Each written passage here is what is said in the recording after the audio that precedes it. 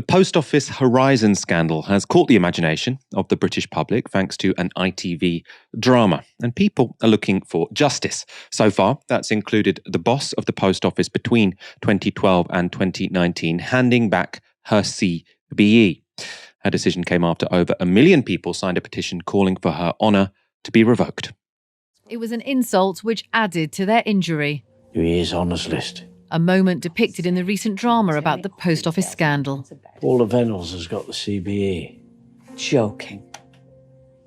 Services to the Post Office. Today it was all very different for Paula Venables as she caved to mounting public pressure to hand back the honour. In a statement she said, "I have listened and I confirm that I return my CBE with immediate effect. I am truly sorry for the devastation caused to the sub-postmasters and their families whose lives were torn apart by being wrongly accused and wrongly prosecuted as a result of the Horizon system." It must be a bug. It must be a computer bug. Lee Castleton's story was one of those featured in the drama series.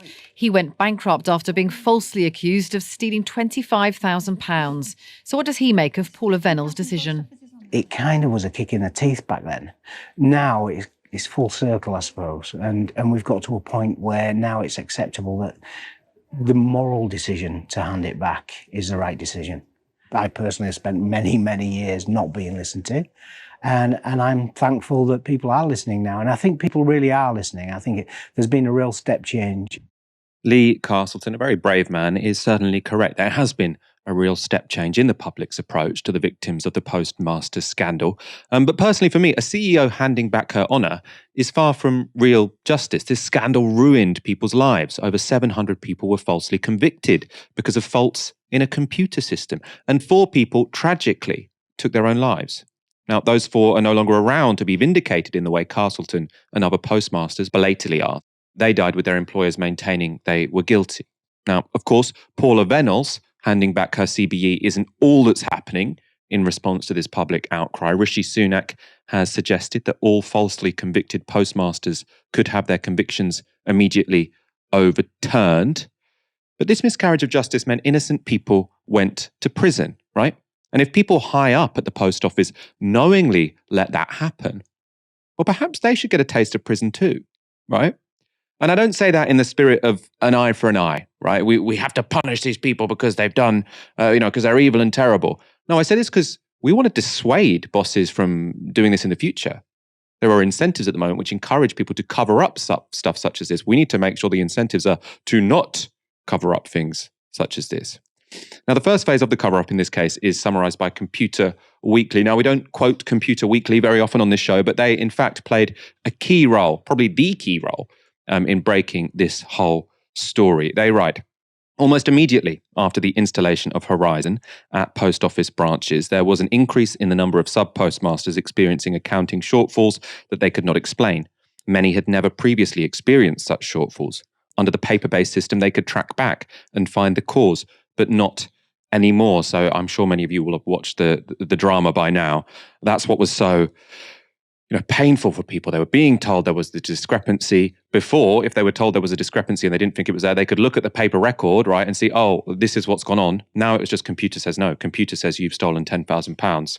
So you've stolen £10,000, right? That's why it was so damaging for people. Now let's read more of this Computer Weekly piece. They say the post office was determined to keep a lid on the Horizon problems. To do this, it instructed staff in its call centre, which was the first contact point for sub-postmasters having problems, to tell callers they were the only ones experiencing problems.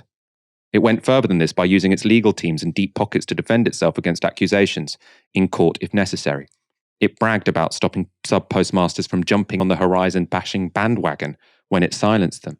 It also lied to journalists, politicians, and anybody else who questioned the robustness of the Horizon system. Now, again, if you've watched the drama, I really recommend watching it. I started it last night. This idea that the sub-postmasters who were sort of seeing these discrepancies, so they were being told £20,000 has gone missing, either they have to pay it back or they're going to go to court, right? The most distressing thing for them was that they were being told this was only happening to them. They were saying this must be a fault in the system because we didn't take this money, and say, well, it can't be a fault in the system because you're the only person with this problem. Now, according to Computer Weekly, It wasn't an accident that these people in the call center were telling them that. It wasn't that this person in the Horizon call center just hadn't happened to have spoken to anyone else who was having this problem. They had been instructed by the post office to tell people, to lie to people essentially, to say that they were the only people having this problem when they weren't. Many other people were having this problem, right? And this is the most shocking part. The post office used criminal and civil legal action to shut sub-postmasters up. If sub-postmasters continued to complain and make noise about the system, it would find ways to stop them because it didn't want the wider network of branch operators to find out. For example, if a sub-postmaster being blamed for an unexplained shortfall sought expert IT advice, the post office would often back down. In 2003, when the post office was suing a sub-postmaster who was blaming Horizon for shortfalls at her branch in Lancashire, a judge ordered it to appoint an expert IT witness. When the expert revealed problems with Horizon, the post office paid off the sub-postmaster and forced her to sign a non-disclosure agreement. At around the same time, the post office took Lee Castleton, a sub-postmaster in Bridlington, to court over an unexplained shortfall of £35,000. Castleton, who was one of the first 7 victims interviewed by Computer Weekly, refused to pay the money, citing computer problems as the cause of the shortfall. The post office spent over £300,000 crushing Castleton in court. It bankrupted him and devastated his and his family's life. Again, if you watch the ITV drama, you'll see that the post office spent that £300,000 and then that got added to what Lee Castleton owed. So he went to court saying, I'm not going to pay back this £25,000 because I did not steal it. I did not take it. This is a computer error. He goes to court, defends himself because he doesn't have enough money to get a fancy lawyer. He loses the case because the judge believed the expert that was sort of put to him by the post office.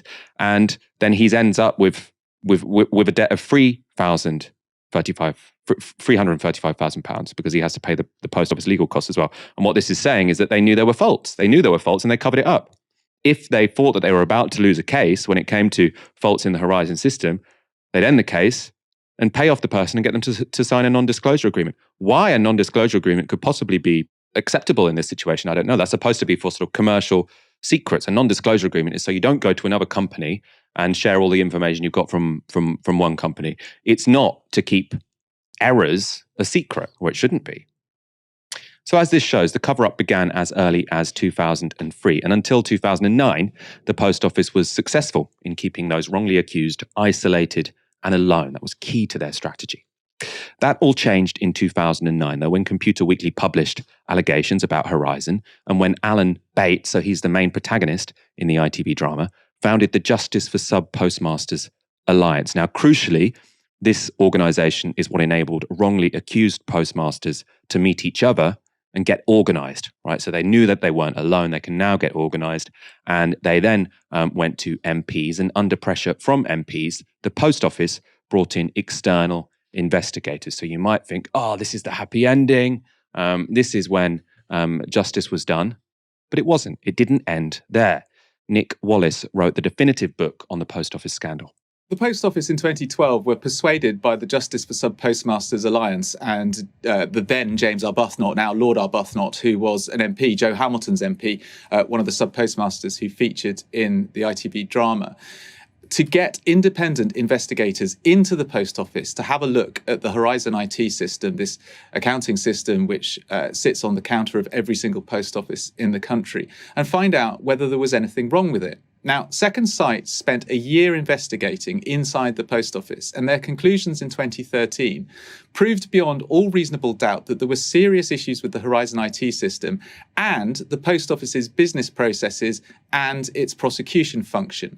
Now, after that, everything went completely bonkers within the post office. We know, we've seen these internal documents now which have been coming out in the various court cases. They did everything they could to minimize and suppress the damage. They commissioned secret reports which revealed to them that they had potentially falsely prosecuted dozens, if not hundreds, of innocent sub-postmasters. They chose to suppress that information and not give it to Parliament and not give it to the campaigners. That's the cover-up. While they were suppressing that information, they continued to pursue their case against the postmasters in the High Court. That was until 2019. That was when they reached a £58 million settlement with 555 sub-postmasters. So they had to settle, obviously. Much of the truth came out then. However, most of the money awarded went on legal costs. This is what one of the victims of the scandal said to the Times about then CEO of the Post Office, Paula Venables. Instead of getting to the bottom of it and putting it right, she fought us in the High Court. And if she had stopped it, my mum and dad would have seen me get my conviction quashed, and we wouldn't have had more years of misery. Right? So if they hadn't tried to suppress this information, then she could have had, a decent life, enjoyed the final years with her mum and dad. But instead, the Post Office wanted to drag this on, and now those years are taken away from this woman forever. It's all completely horrific. There's one piece of evidence in particular, though, that I want to focus on now. It's the minutes from a meeting in August 2010 between senior staff at the Post Office and Fujitsu. So Fujitsu is the company who ran the Horizon IT system. Now, this is from the minutes of that meeting. As I said, it happened in 2010. There's employees of the Post Office and Fujitsu here, and they find discrepancies showing at the Horizon counter disappear when the branch follows certain process steps, but will still show within the back-end branch account. This is currently impacting circa 40 branches since migration onto Horizon Online, with an overall cash value of circa £20,000 loss. So in 2010, they're recognizing that this system has significant errors, that you're seeing losses because of a malfunction in the system. So that they knew there were these discrepancy errors, right? As far back as 2010, as I say. However, right, you might hope that in a situation such as this, they would say, okay, problems are happening. We can see that. This means this could be really problematic. This means that some of these cases we're taking against people might be, miscarriages of justice. It might be that many of the people who called up and said, oh, this is an error in the system, right? There were many people who called up over and over and over again to Horizon to ask for help. Every day, some of them. They weren't trying to hide this. And Horizon told them, no, it must be you because no one else is having this problem. They knew that other people were having this problem. So you might think, finally, these guys are going to realize they need to take action. Well, this is what they considered to be the potential impacts of this finding about these discrepancies. Our accounting systems will be out of sync with what is recorded at the branch, so that's the second one. If widely known, could cause a loss of confidence in the Horizon system by branches. Potential impact upon ongoing legal cases where branches are disputing the integrity of Horizon data. It could provide branches ammunition to blame Horizon for future discrepancies. Right, so the concern isn't the possibility of injustice being done. It's about the reputation and confidence in the Horizon system. Right, so they found this serious problem. The worry they have isn't that this problem could be, creating miscarriage of justice, but rather we don't want people finding out about the problem, right? What's worse, they are clearly worried that this finding could impact legal cases between postmasters and the Post Office. If only that was the case, right? If only that was the case, then one of the biggest miscarriages of justice in British history could have been avoided. And that might have included Seema Misra. Now, she was an innocent postmaster who was sentenced to jail 3 months after the meeting whose minutes I've just shown you. 11th of November 2010, I went in and never went back to my own house. From there, they took me to the hospital and then to the prison. I was in Bronzefield prison and I was there for just under 4 months.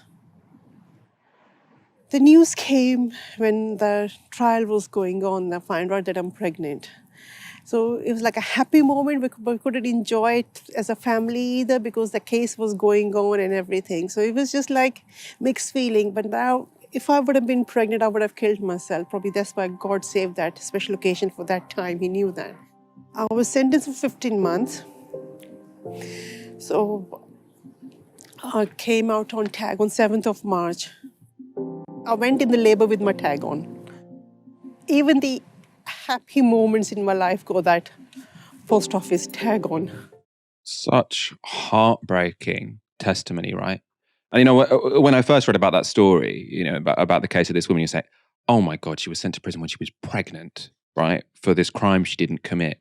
Then you listen to that and she says, thank God I was pregnant because otherwise I might have killed myself. Now, as I've said before, 4 people did, right? So maybe she is lucky that she was pregnant at that period of time, right? It's just absolutely horrific. And that happened after the meeting where they were discussing all of these errors. Now, when I was reading about that set of minutes from the 2010 meeting between the Post Office and Fujitsu, I immediately thought of another great British injustice, Grenfell. Why? Because that grave injustice was also preceded by corporations recognizing there was a problem which could endanger lives and livelihoods, and then deciding the real risk was to their corporate reputations. Now, this is a passage from the New Statesman describing emails revealed at the Grenfell inquiry. They relate to a firm called Arconic, which provided some of the flammable cladding responsible for the Grenfell fire. So, the inquiry also heard how Arconic was aware of the product's true properties long before the Grenfell Tower fire. After a 2009 panel fire involving polyethylene in Romania, Whirl sent the firm's president, Claude Schmidt, photos of the blaze. Here are some pictures to show you how dangerous polyethylene can be when it comes to architecture. A year later, Whirl emailed other colleagues warning of Reynabon's polyethylene's shortfall in relation to standards for high-rise buildings as, quote, something that we have to keep very confidential. The sales director, Guy Schneidecker, replied, this shouldn't even have been mentioned. Right, so you're recognizing there's a serious life-threatening problem. This shouldn't have been mentioned. Make sure you keep this confidential. They're not worried about the danger to people in those buildings. They're worried about the danger to their reputation. They've decided that the safest thing to do for them is to cover it up. Obviously, the safest thing to do for people living in those buildings would have been to immediately come clean on the fact that you've put very, very dangerous cladding on a bunch of these buildings. Obviously, the result was completely tragic, was the deaths at Grenfell. A bit more from this New Statesman article. In 2013, Deborah French, Arconic's UK sales representative, circulated an email from an aluminium cladding representative that stated, using PE, so polyethylene, is like a chimney which transports the fire in the shortest times. Referring to a live test of this type of cladding system in Bangkok, Thailand, it described how the architects present almost fainted and called the panel a whole cheat that burns fiercely. Fire regulations were deemed a touchy subject in internal Arconic emails that year. Right, so please don't bring up fire regulations. Now, what should happen in an organization? What should have happened in the post office, right? You've got all of these people who are being accused of stealing money. They all blame the Horizon system. You know, there weren't this many people stealing money before the Horizon system came into being, right? Now, suddenly, all of these very upstanding citizens are being told that they're liars, they're criminals, they're getting sent to prison. Then you have an understanding within the company, that there are problems with the Horizon system. Now, what should a company do in that situation? They say, oh God, there are problems with the Horizon system. We better come clean instantly so that we don't have miscarriages of justice. Maybe some of the people who've been sent to prison are innocent. Oh my God. Yes, this is very embarrassing for the post office, but we must do the right thing, because the worst thing to do would be to leave people languishing in jail when they haven't committed the crime they've been accused of, right? That's what they should have done. Instead, they said, we've got to suppress this information because that would be embarrassing. What did these firms who were selling cladding to buildings do? They've discovered, to be honest, they kind of knew the whole time that this stuff was incredibly flammable, right? New information emerges, so they're seeing the same material going up in flames on high rises elsewhere in the world. What should they have done at that point? They should have said, oh my God, this is very dangerous. The most important thing here is for us to, tell the authorities, for us to update people so everyone can remain safe. What do they do? Say, the real problem here is that this would be embarrassing for us if people found out. As I say, and in a tragedy where 72 people died, right? Dalia, this is why I sort of introduced this segment by talking about the need for some of these people to go to prison. I don't know enough detail about this to tell you who should and who shouldn't. But it seems to me that what we see is there's this sort of systematic incentive structure where people high up in corporations, they have a decision. Do we come clean? And, in the case of the post office, stop people going to jail. In the case of Grenfell, stop people dying. Or do we cover this up and hope for the best, hope that no one ever finds out? And I think the reason some people need to go to prison is because we need to change the incentive structure. People need to think, well, the worst thing we could possibly do is cover it up because then we might go to jail, right? Then we might go to jail. And I also think in the case of this post office one, if people are done for stuff, it will be for, perverting the course of justice, maybe. But you've almost kidnapped people, right? Because the decisions you have made have withdrawn this person from their life for years, right? You've kind of held someone hostage by not revealing the information you have. What do you think about this? There's just so much in this story. There's the problem of the intensely hierarchical and corrupt ways in which so many corporate workplaces are run, and even workplaces that are supposed to be public sector but are actually run according to a corporate logic. That environment essentially incentivizes cover-ups, as you say. You also have the issue of, workplace organization. You have this underlying kind of current of also automation and the relationship between workers and automation and etc. Because one thing that this actually, you raised Grenfell. Another instance that this actually also reminded me of was Lucy Letby. Now, obviously, it's kind of a very different scenario because in the Lucy Letby case, you did have a worker who was in the wrong and was not facing accountability for what she was doing. But the same logic of having this extremely hierarchical and competitive structure where you have someone in the top who can hold immense amounts of power to stifle dissent or to stifle whistleblowing and has the power to cover up despite so many people ringing the alarm and so much of the evidence countering against what they're saying. And also who are in this environment where nothing matters more than their corporate reputation and the reputation of the decisions that they've made.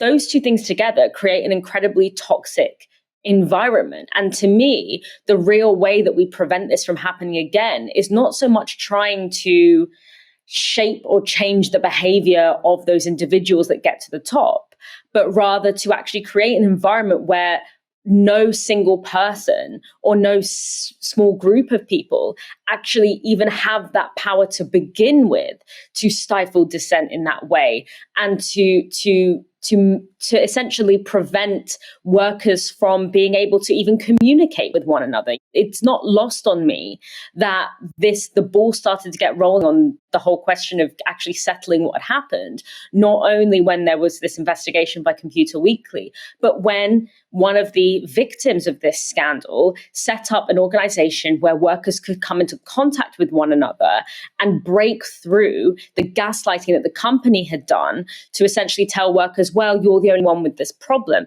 And in my head, I'm thinking, if they all were unionized, then maybe this process of them being in contact with one another would have happened much earlier.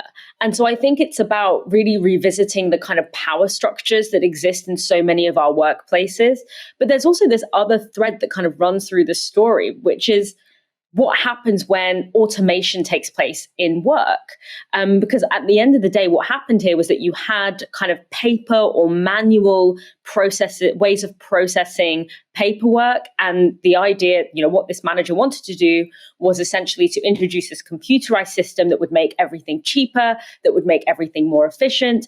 And the testimony of the actual workers and the workers saying something's going wrong here was puncturing a hole in that fantasy that manager was having of this one-stop shop quick techno fix to the issue of labor and the issue of time and whatever that was happening using the manual processing systems. And it's a perfect example of how, I'm not against obviously the use of technology in the workplace or the introduction of automating technologies in the workplace when they are introduced in a way that is very specific and strategic and in collaboration with workers and their needs, and in a way that is, a slow process that is actually responsive and listens to workers who are having direct experience with this process of automation. But instead, what we see is automation being introduced as a way to actually undermine workers and a way to actually tell workers, you're not really necessary. Your expertise is irrelevant when it comes, we're always going to believe the machine over you, or we're always going to, if you kind of try and throttle the seamless introduction of our fantasy of what an automated system can do, which is to make everything cheaper, quicker, more accurate, more efficient, which doesn't really happen that way a lot of the time, then we're simply going to eliminate the worker, or we're simply going to criminalize, in some cases, the worker, rather than give up on our fantasy that automation is the quick fix to any kind of productivity issues in the workplace. So you kind of it's kind of so many issues of modern politics of work in its peak. The intense hierarchy, lack of worker organization, corporate reputation literally above all else, and also the blunt tools with which automation and technology are being introduced in the workplace to undermine human workers rather than to enable them. One of the things that sort of the drama sort of made clear to me is the danger of, technology being in control of so much of our lives and it being a complete black box to so many people. So you have sort of these scenes where an IT expert is sort of speaking in court and, someone is representing themselves and the judge is just like, clearly has no idea, understandably, right? A judge doesn't know what the hell any of these people are talking about. So it becomes he said, she said. Well, he's saying that the computer system can't have made a mistake. This person's saying the computer system has made a mistake. This guy seems more believable, I suppose, so I'll go with him. It ends up just a sort of guesswork.